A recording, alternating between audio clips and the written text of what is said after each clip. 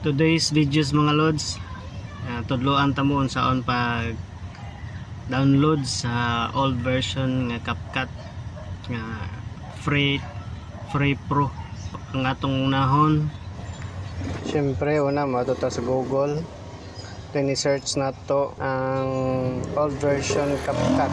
Diri atong i-search, din i-select nato ng pinakababaw, then pangitaon nato ang CapCut 11.9.0 kana, then download. Pagabot dara, so pabuton nato download na, then sa details makita nato na. Pag kumandara i-install din nato na siya, click the install, pabuton nato na siya nga ma-download, then open. Balik ta sa desktop, so makita nato na da ang CapCut na download na. Dire sa desktop i-open nato ang CapCut.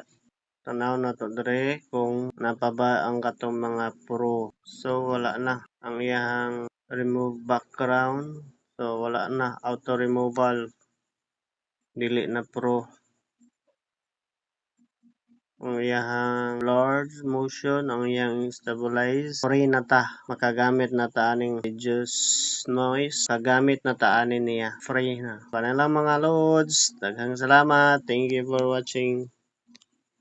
Hello mga lods, good morning. So, tudloan ta mo kung saan dili ma-update ang old version. Una na itong buhaton mga lods, mo nita sa Play Store. Then, i-click natin yung atong account. Ito ta sa settings. Ito ta sa network preferences. App download preference. Auto update apps. Auto place videos. So, kini naset na nako na yung akong auto update apps. Muha na siyang i-click ni siya. So, para dili mabalik pro ang atong CapCut, ang atong i-select dire kaning don't auto update apps. Muna yung atong i-select. Para lang mga lods, daghang salamat, thank you for watching.